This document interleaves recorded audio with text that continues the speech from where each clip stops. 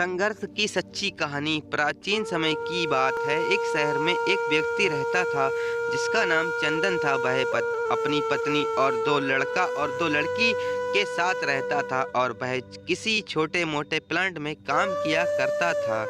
चंदन और उसकी पत्नी खुशी खुशी अपना जीवन व्यतीत कर रहे थे। समय का चक्र बीत रहा था और उनके लड़का लड़की बड़े होते जा रहे थे। उसकी बड़ी बेटी कक्षा 5 में पढ़ रही थी। तभी एक दिन स्कूल की छुट्टी के समय जब वह लड़की सीढ़ी से नीचे उतर रही थी, तभी पीछे से किसी लड़की से धक्के लगने पर वह सीढ़ी से नीचे गिर गई, जिसके कारण उसके पैर में चोट आ गई। जब लड़की घर पर लंगड़ाती हुई आई तो उसके पिता ने पूछा क्या हुआ।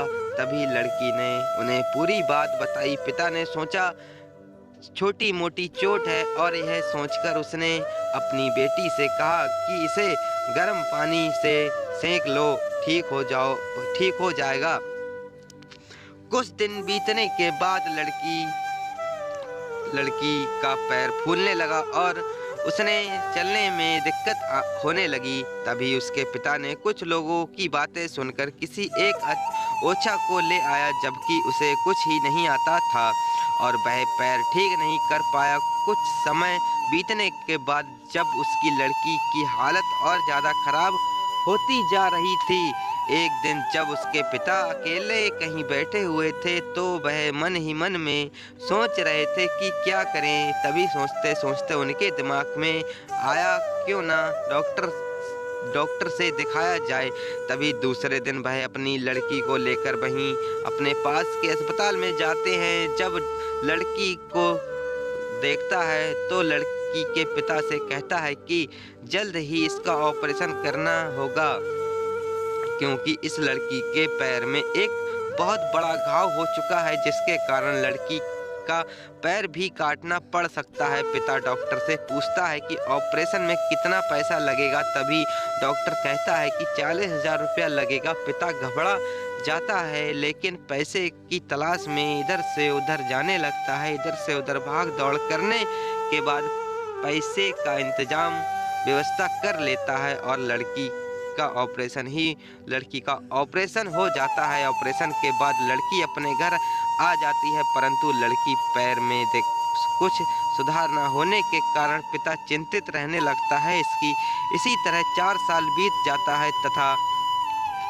पैर में लाख लाख रुपया लगाने के बाद भी लड़की का पैर ठीक नहीं होता, जिस कारण से पूरा परिवार दुखी रहने लगता है। कुछ समय बीतने के बाद लड़की का विवाह हो गया और लड़की के जीवन में खुशहाली आ गई। पिता सोचता है कि अब सब कुछ ठीक हो गया है, संघर्ष का दौर खत्म हो गया, परंतु किस्मत को कुछ और ही मंजूर था। एक दिन जब वह बाजार जा रहा था, तभी पीछे से किसी ट्रक के द्वारा उसका एक्सीडेंट हो गया, जिसके कारण उसके सर में गंभीर चोट आई। चंदन 1 महीने तक बिस्तर पर ही रहा। 1 महीने के बाद ठीक होने पर वह सोचा कि अब सब कुछ ठीक हो जाएगा। तभी उसकी पत्नी का स्वास्थ्य खराब होने लगा और वह बीमार पड़ गई है। वह यहाँ वहाँ छोटे डॉक्टर को दिखाने के बाद तबीयत और बिगड़ गई, जिसके कारण उन्हें वाराणसी के BHU अस्पताल में ले जाना पड़ा।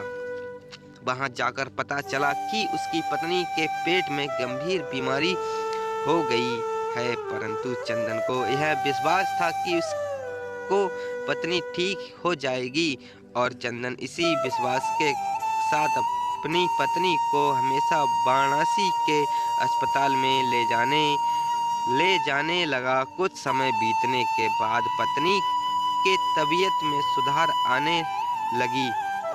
चंदन सोचा कि अब सब कुछ ठीक हो जाएगा।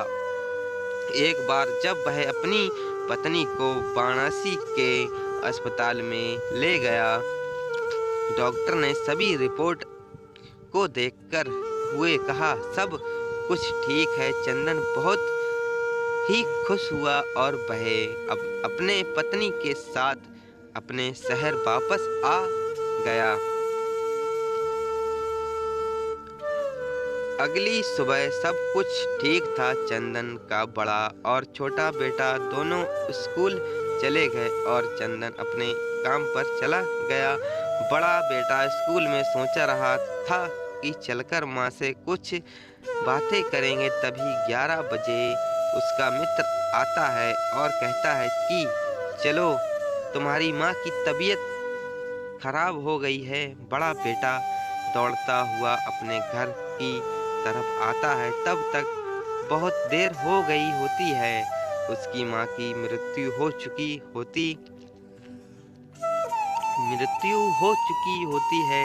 बेटा माँ को देखते ही फूट फूट कर रोने लगता है और वह अपनी माँ का अंतिम संस्कार करता है।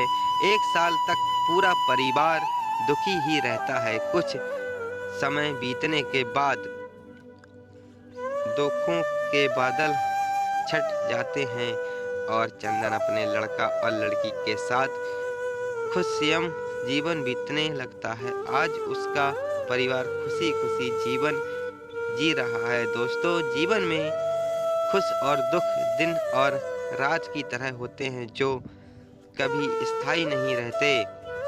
इसलिए इसलिए दुख के समय कभी हिम्मत नहीं हारना चाहिए तथा खुश खुश के समय कभी अहंकार नहीं करना चाहिए। इसलिए कहा गया है